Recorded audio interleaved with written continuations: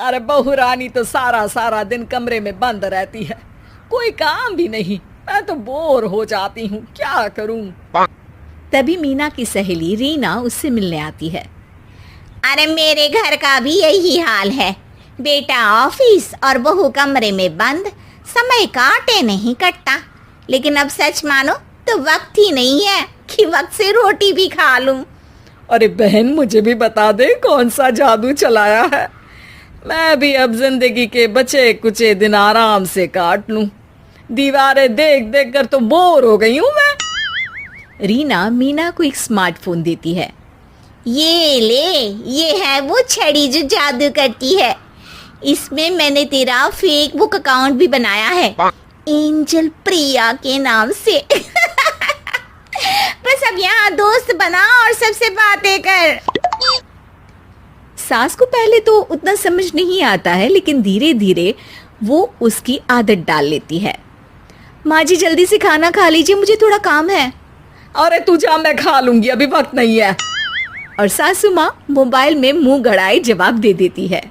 बहू समझ ही नहीं पाती और वहां से कमरे में चली जाती है। अचानक सास को किसी प्यारी पिंकी की फ्रेंड रिक्वेस्ट आती है। अरे वाह, ये तो कोई प्यारी सी लड़की लगती है, बात करती हूँ। सास फ्रेंड रिक्वेस्ट अपनाकर बात करने लगती है। अब क्या था, सास सारा दिन उस सहेली से बात करती, अपनी कहती, उसकी सुनती। एक दिन सास फोन पर ही सरगड़ाए। अरे बहू, जरा मंदिर के लिए थाली सजा दे, आज कीर्तन है। बहू फोन पर किसी को मैसेज टाइप करते कहती है। माँ जी क्या है, अब मुझे क्या पता कि आपको कौन कौन से भगवान की पूजा करनी होती है। तभी सास के पास कोई मैसेज आता है। अच्छा अच्छा ठीक है, रहने दे, मैं ही कर लूंगी। अब मैंने मना थोड़ी ना किया है, कर देती हूँ मैं। अब मैंने भी बोला ना कि थोड़ी देर में बात करती हूँ, तो मैं ही कर लेती हूँ, तू जा अपने कमरे में। बहू वहां से चली जाती है। सास मंदिर पहुंचती है और मंदिर की सीढ़ियों पर बैठकर सास फोन पर लिखती है। अरे मेरी बहू सारा दिन अपने कमरे में बैठी रहती है। वहां से रिप्लाई आता है। मैं आपकी बहू को तो जानती नहीं हूँ, लेकिन हाँ एक बात है, हो सकता है आपने उसे ताने दिए होंगे या फिर उसका दिल दुखाया होगा। ऐसा करने पर बहुओं का मन ससुराल से हट जाता है। याद रखिए, बहू और बेटी में फर्क होता है।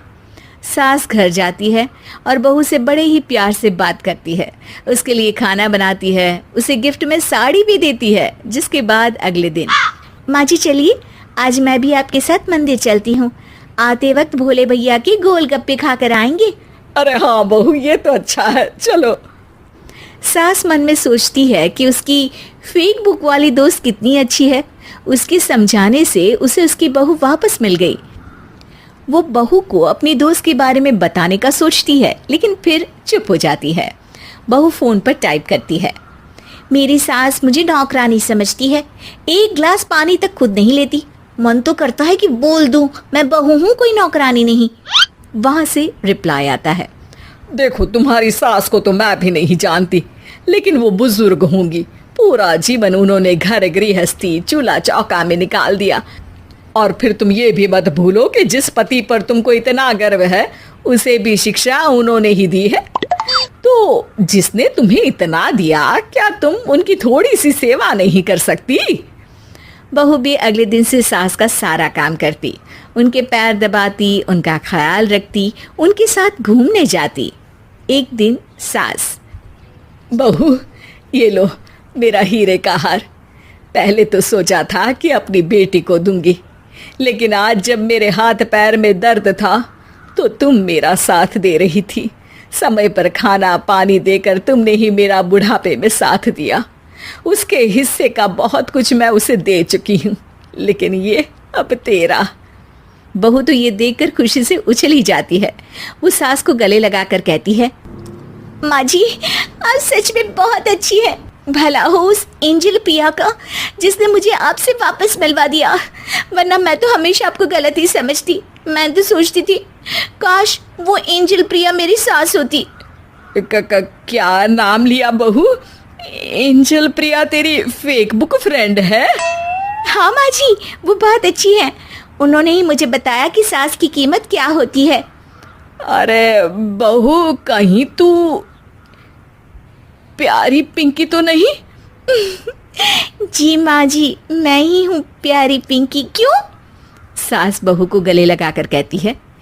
मैं भी यही सोचती थी कि काश प्यारी पिंकी मेरी बहू होती। शुक्रिया बहू।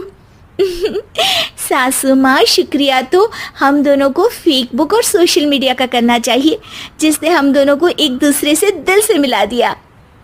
अब तक दोनों को समझ आ गया था कि जो खुशी वो बाहर ढूंढ रहे थे, सच में तो वो उनके